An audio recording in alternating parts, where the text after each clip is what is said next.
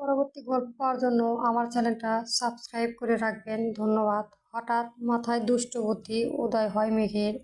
পাশে থাকা জিয়ার দিকে তাকিয়ে মিটমিট হাসে। মেঘের কর্মকাণ্ড জিয়া বুঝতে পারে না। মেঘ শয়তানি হাসি দিয়ে বলে, জিয়া, পুরুষ মানুষ কর্মঠ নারী খুব পছন্দ করে। তুমি যদি আদ্রিয়ান স্যারের সামনে বাড়ির কাজ করো, ওনার জন্য রান্না করো, তবে হয়তো উনি খুশি হবেন। মেঘের পরামর্শ শুনে খুশিতে ঠোঁট চকচক করে ওঠে। জিয়া দ্রুত মেঘের মুখের কাছে এগিয়ে গিয়ে আগ্রহ নিয়ে জিজ্ঞেস করে, সত্যি মেঘ, আমি কাজকর্ম রান্না করলে আদ্রিয়ান খুশি হবে, আমার প্রেমে পড়ে যাবে? মেঘ সম্মতি দিয়ে আত্মবিশ্বাসের সহিত বলে ওঠে, অবশ্যই হবে। জিয়া খুশিতে গদগদ করে ওঠে। সে আদ্রিয়ানকে ইমপ্রেস করার উপায় পেয়ে গেছে। জিয়া বলে, মেঘ, তবে তাড়াতাড়ি বলো আমায় কি কি কাজ করতে হবে? ঘরের কাজ কি বাকি আছে? মেঘ একটু অসহায় মুখ করে জিয়ার মুখের দিকে তাকায়, কিন্তু মনে মনেই পৈশাচিক আনন্দ পায় সে। মেঘ বলে, জিয়া, ঘরের অনেক কাজ বাকি। আজ ছুটির দিন, সব কাজ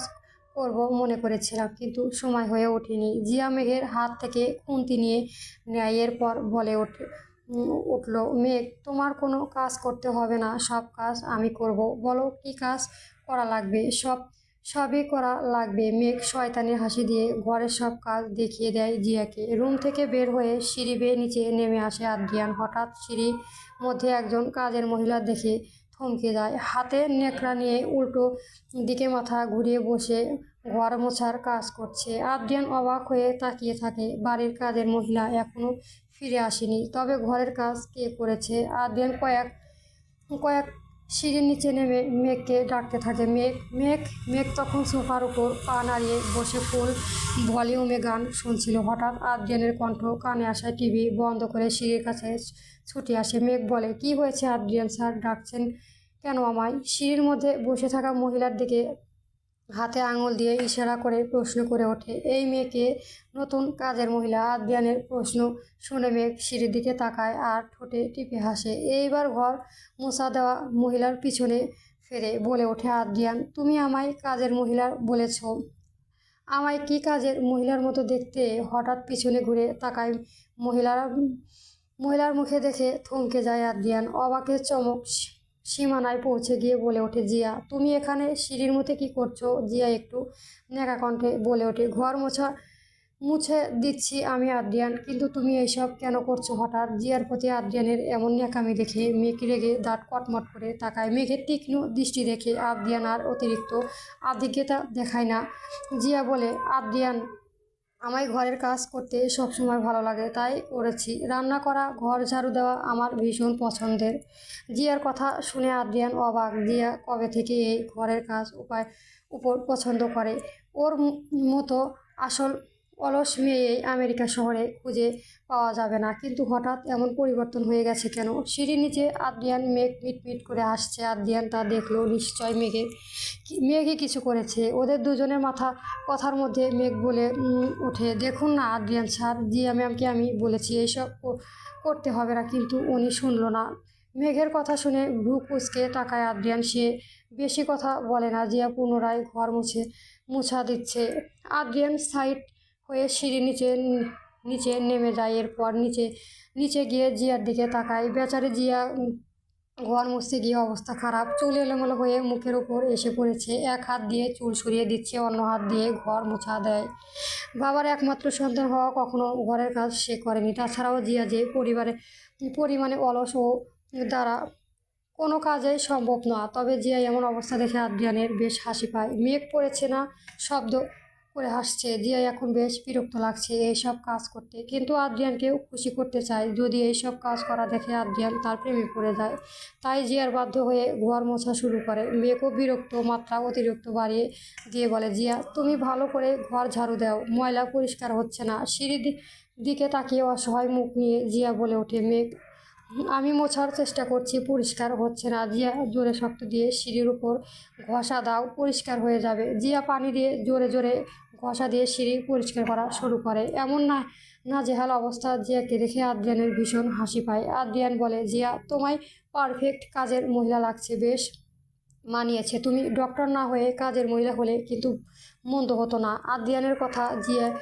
রাগ হয়। এমন করে অপমান করলো আদ্রিয়ান তাকে। মেঘ এইসব হাসি আটকে রাখতে পারলো না, পেট পেট ধরে শব্দ করে হেসে ওঠে। জিয়া বলে, আদ্রিয়ান, মেঘ তোমার সাথে আমার আমার সাথে মজা করছো? সরি জিয়া, আর মজা করবো না। তুমি ঘর মুছে আমরা টিভি দেখি, চলো মেঘ।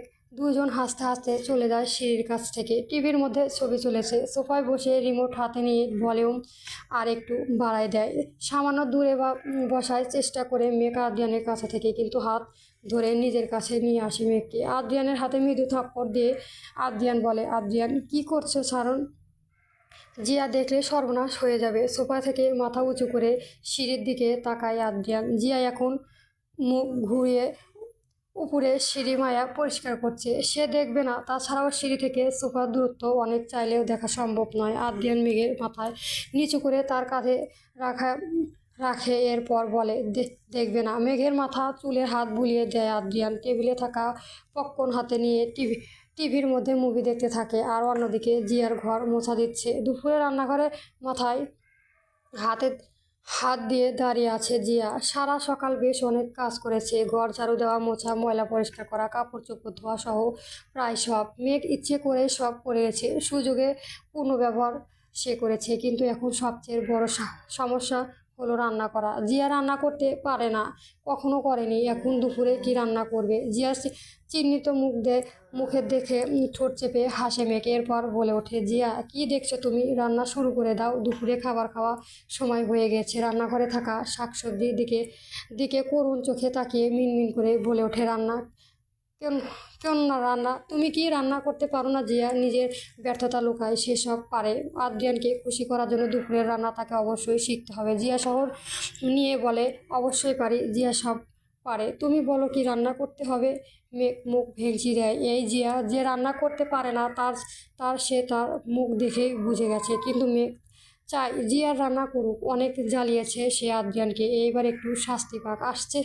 আসছে মেঘের সতীর হতে। মেঘ বলে, তুমি বরং আজ আদ্রিয়ান স্যারের পছন্দ খাবার বিরিয়ানি রান্না করো, সাথে মাছের তরকারি আর যে কোনো প্রকার ভাজি ভরা বড় করো।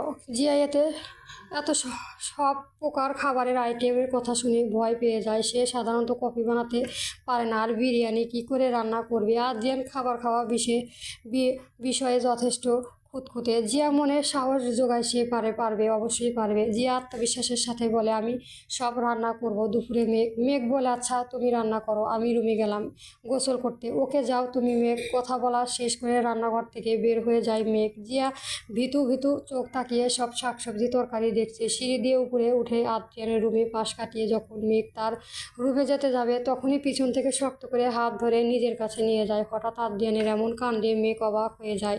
রুমের ভিতরে মেঘের হাত নিয়ে গিয়ে দেওয়ালের সাথে পিঠ ঠেকিয়ে দেয় মেঘ। নিজের একটু এগিয়ে এসে নরম আহ্লাদহীন কণ্ঠে বলে ওঠে, বউ আই মিস ইউ। মাত্র ড্রয়িং রুমে আদ্রিয়ানের সাথে দেখা হয়েছে মেঘের, এক্ষুনি তাকে মিস করেছে।